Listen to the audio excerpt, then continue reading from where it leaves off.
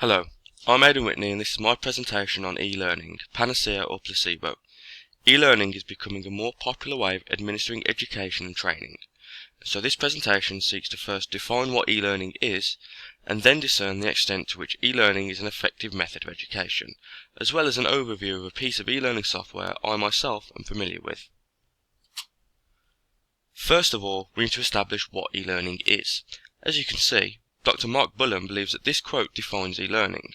However, he further adds that e-learning can be seen as a continuum, with traditional face-to-face learning at one end and fully digital learning at the other. This can show us that there is scope within e-learning for difference and a mixture of methodology. This model of e-learning focuses on using different levels of ICT input to meet the situation. If the situation required a more hands-on, teacher-led approach due to students' difficulty grasping ideas, then the continuum model supports this in blended learning, but also gives ideas to teachers of where to step towards next, either upwards to fully digital, independent learning, or downwards into ICT as a support tool. Bullen then goes on to state that e-learning isn't just about throwing ICT into regular lessons, it's about integrating and changing our lessons to get the full benefit from the technology. Rather than asking a class to produce a piece of writing on a computer, the use of modern word processing software can allow for newspaper pages, brochures and many other print media techniques to be used easily, and so we can integrate these techniques into traditional literacy lessons. This links into another model based on how we learn, that of Bloom's taxonomy.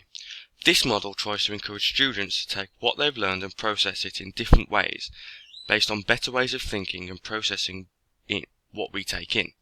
As shown here, Bloom's taxonomy shows that learning passes from the bottom levels of thinking upwards, based on our mastery of the previous level.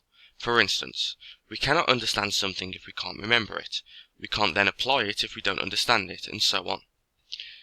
This taxonomy can link into Bullen's continuum, with the first stage of face-to-face learning being linked directly to knowledge and understanding, as first the student needs to understand the fundamentals of the subject before advancing, and certainly before ICT can be linked into a subject. The second stage of the continuum can relate directly to application, as the student will get a chance to use what they've learned with support of e-learning methods, but still within the safety net of a teacher-supported environment. The third stage of the continuum can link directly into analysis, as now e-learning has become an equal part of the education process.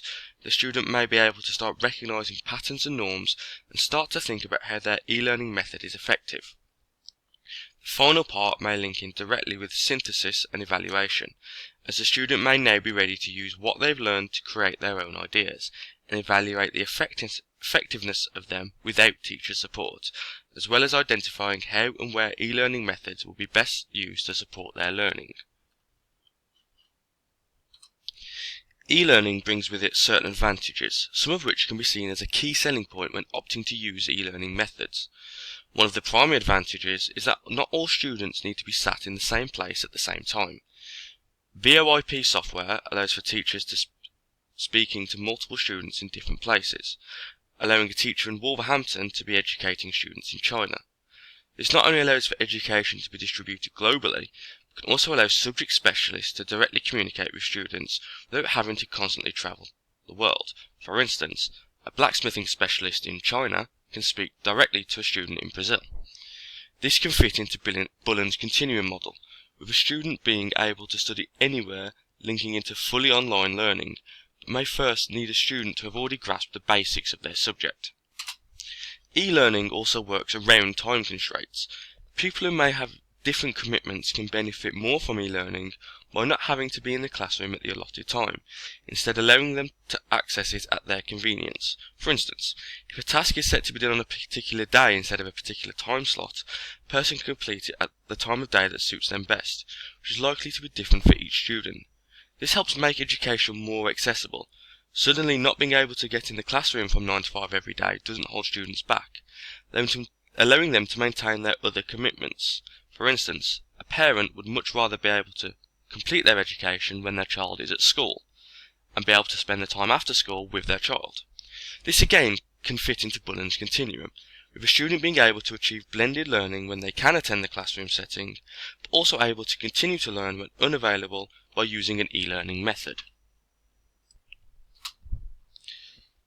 These methods also allow for instant feedback, which can be beneficial to students as it allows them to receive feedback immediately, rather than having to wait for a teacher to mark a set of given answers.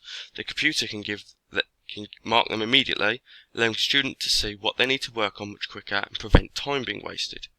This again works into Bloom's taxonomy, as the instant feedback may be able to help a student identify areas they need to work on, allowing them to ascend to higher levels of thinking. Whilst e-learning does have its benefits, some of its drawbacks include that it can remove the human touch from the education process.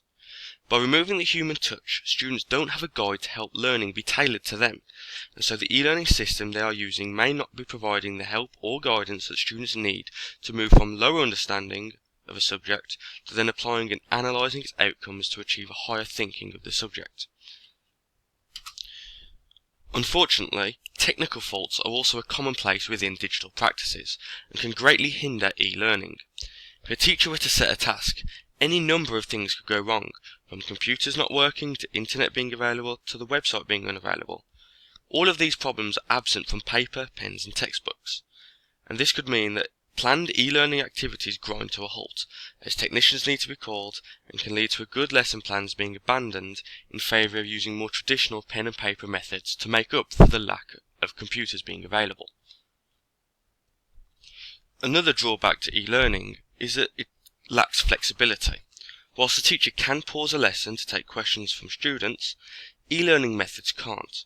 This may mean that a student who would normally be able to contribute an idea or relevant information to a lesson suddenly cannot, as the e-learning tool may not be able to cater to that need.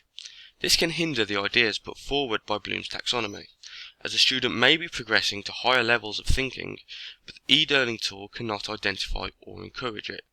This is opposed to a teacher who would be able to take the question and then identify that that particular student is beginning to think about this subject in a higher way, which would then lead the teacher to encourage that student.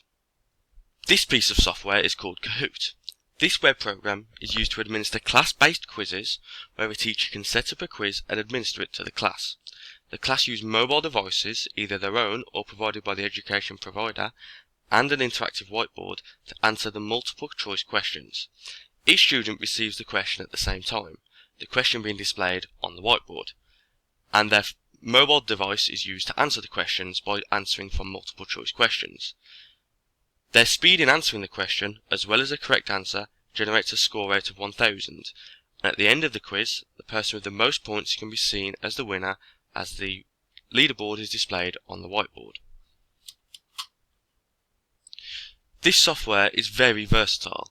It not only allows the teacher to create their own quizzes based on the subjects they are teaching and tailor it to the needs of their class, but can also download a quiz from one of 10 million quizzes already created by the community.